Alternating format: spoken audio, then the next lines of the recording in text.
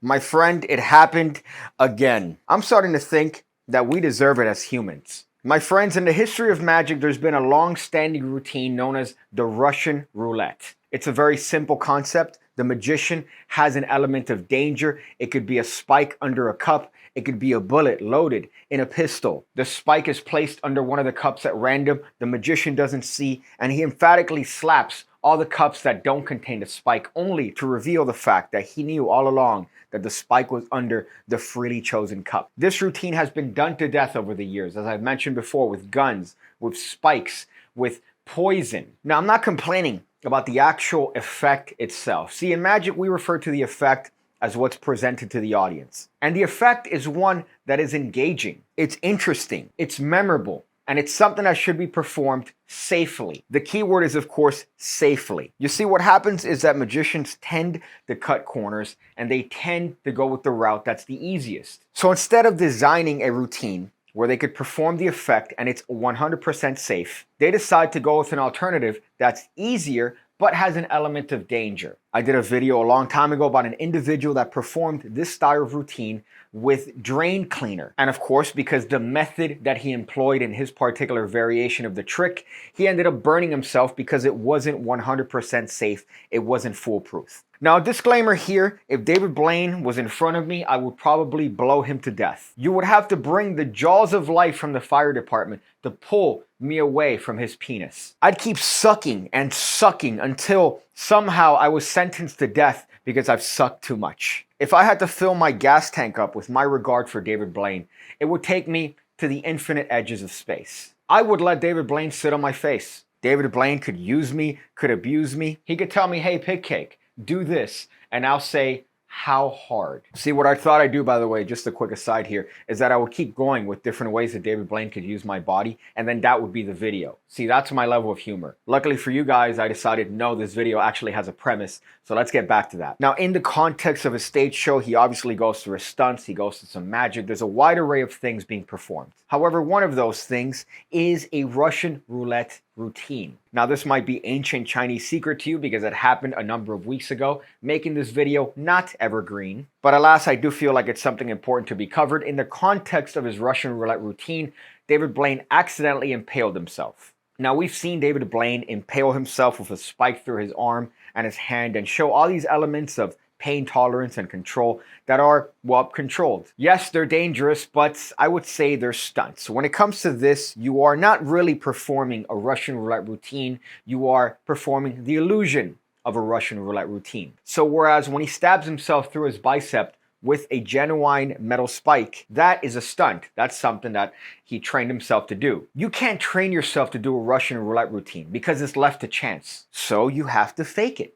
You have to do a magic trick. There has to be a method. There has to be a secret. So by very virtue of there needing to be a secret for the trick, why put yourself in a position where it's going to be genuinely dangerous? And in this case, we could see that his method involves some element of danger because he stuck his hand right through the spike and you could see the results that he posted. It wasn't really a pretty sight. Why would you do this to yourself? I don't understand why you would put yourself in a position where you are experiencing an actual element of risk, especially when the foundation of the entire premise is a magic trick. Now, as I mentioned before, what the effect provides is almost like a cheat code. You really don't have to work hard and you're going to get engagement from the audience. They can't help but look. They can't help but remember what they saw because there's an element of danger. Now, there's a difference between a perceived element of danger and a legitimate form of danger. And in this case, we could see that there is a legitimate form of danger. Now, I hate to use the word retarded here because as I've mentioned before, the many things that I would do to David Blaine and allow him to do to me, but this is unfortunately a very retarded thing.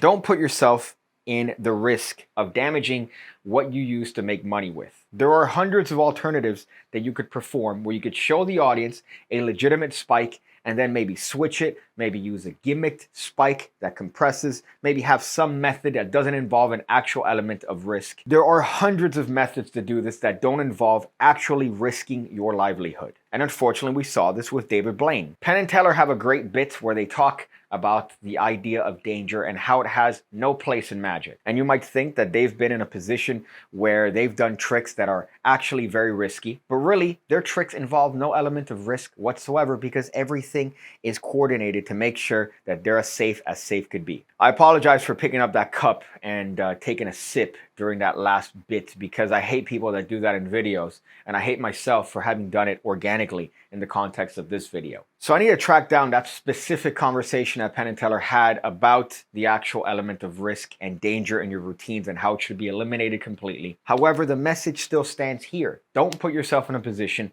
where you're going to put yourself in legitimate danger. Fake it, lie, put yourself in perceived danger. There's nothing wrong with that, but the moment you actually introduce something that can go wrong, it will go wrong. This is mostly geared towards, I believe, the younger magicians that see something perform like that, want to emulate it, and don't have any real perception as to long-term damage. Not to say that what David Blaine did wasn't retarded. However, look at the scale of his performance. He's doing it in the context of a massive show, and you would be doing it in the context of a show for 3 people. So if I were to actually perform something dangerous, it would be in a David Blaine context. However, there's no place for it regardless. Look at Daddy Piggy here giving advice to his children. My friends, it's what I do. It's what I have to do here, because I want to make sure that you're safe. I want to make sure that you're well-rounded. I want to make sure that you have what it takes to become the best you can be. I know a lot about you, like why you're watching this ad, and it's specifically because you've looked up magic tricks. Well, hey there, my name's PigCake, and I've been doing magic trick tutorials on YouTube for the better part of 6 years. And I'm here to tell you about the PigCake Magic Academy with over 1,200 videos already uploaded, designed to make you an expert magician. You get access to all the content the moment you sign up, and I'm uploading every single week. As a matter of fact, I uploaded a video today. Just look at that list of moves, tricks, ideas that you're gonna get access to the moment you sign up. It doesn't end. As a matter of fact, I could stop talking completely, and the list is still gonna keep going. Just look.